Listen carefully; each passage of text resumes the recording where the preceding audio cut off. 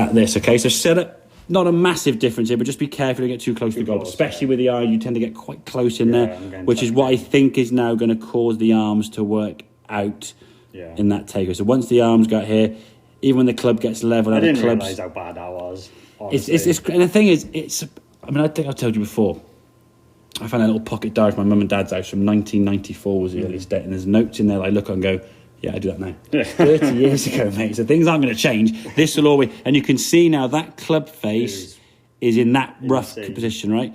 So we want the club face to be in line with your spine. Arguably, that club face is almost 90 degrees open in the first 3.5, 4 foot, maybe 5 foot the takeaway, right? So if your club face starts off aiming here, in the first 3 foot, the club face now aiming over there. So what part of your brain is just swinging from the inside? It'd go behind you, or you miss the ball. Yeah? You come to almost like a side on face, and just there'd be nothing there to hit. Okay, so with that takeaway happening as it goes back there now, he's in trouble. Okay, so you've got to feel that this hip, this shoulder is moving the club back, and do it without watching it with the eyes. Okay, because if you watch it, you'll do it. I don't mind the club here getting a bit behind your hands. That's fine because your hands have worked in, and from here now, we can now hinge the elbow and the wrist straight up, yeah? You're not going to want to fold the club back from behind you there because it's not going to go anywhere, yeah? So you're able to move that club back and away and the hands working it. See that? You get to about here and then your body stops, yeah? You've got to keep the club going. You think, don't get my hands too far behind me, and then your hands start going up. So your hands at this point are basically working upwards, yeah? Yeah, hands. They're not going around your body, you see? So so once you start lifting up, you're going to get into that laid off position. It's kind of inevitable. That the hands have got to keep going around. Sorry, man. That's fine. Put the club down again. Your hands, put the club on the floor. Let go of the club. Let go of it. Yeah, hold the club on. There you go. So your hands have got to keep going around here. Yeah, get this working more. You get to about here and go, and then you just go and fold your wrist because the clubs. If you lift your arms straight up in the air, yeah, you're never going to get the club behind you, is it? So you've got to do something with the wrist, which is what you end up doing. Yeah. Then the arms then start kind of coming back behind as your body's getting dragged. This isn't too bad. So as you come back into impact now, there's your club face relative to the ball path line, yeah? Compare that to what you were starting the session, mate. That's where your club was. I mean, okay, it's a bit blurry there because it's a long way outside the line there. Let's call it for what it is, mate. It's not your best. And the thing is, I understand, and this is why I think a lot of people get despondent, and I do get it, and I've been there and stuff. You've had days where it's going well, sometimes it goes badly, and you look at it like, that's why I was like lesson one. This will always be kind of something like a dormant volcano. Yeah. When things go wrong, it'll always keep coming back, eh? Yeah. Unless you spend hours and hours and hours and hours, and I'm talking like hitting balls and at home practicing, just doing that impact drill. I think I was watching a video the other day, and Tiger Woods before a comp, and we're competing now, and he's like back in his prime. He hit 1,000 golf balls every day before a tournament. 1,000 golf balls, yeah.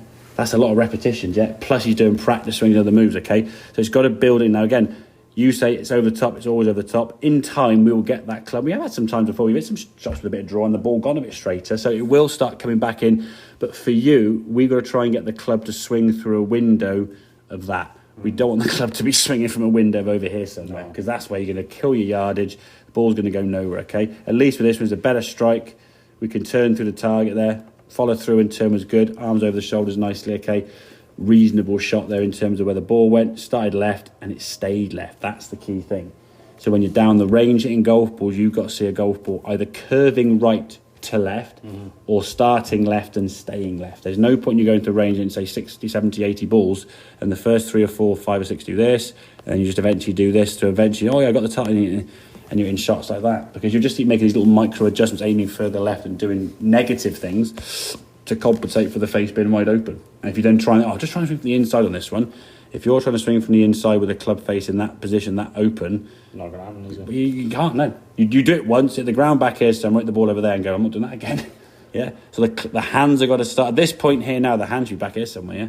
They're just working straight up, yeah? So when you're doing that wall drill, try and feel like you're putting the hands on the wall, yeah? Which I think when I said to you, just swing the club with one hand, where'd your right hand go? Yes. It kind of goes there anyway, doesn't it? That's the thing. So making swings with your right hand, doing that all day, I know it sounds daft, but it just finds sort of time when you're just doing that, yeah? Because that will then become eventually, and you see how much easier the right arm's going to come through, how your wrist can come through here, and then it can unhinge this way. Square the club face up. So you can do it, mate. Sometimes you've got to look at when it goes wrong and go, okay, I've hit a roadblock. But at least I think now with the grip we discussed, just a reminder there for the video, obviously it's more through the join of the fingers, not down the tips, yeah?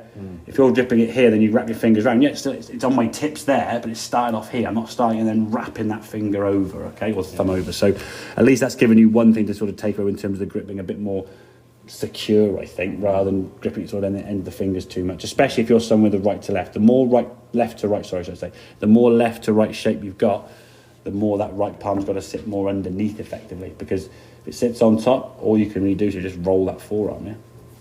Okay, mate? Make sense?